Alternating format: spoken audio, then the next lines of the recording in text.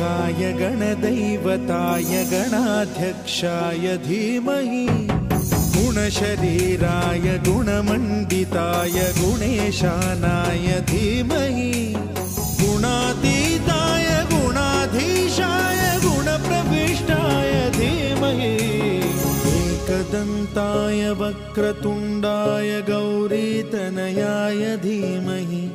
गजेशानाय भालचन्द्राय श्रीगणेशाय धीमहि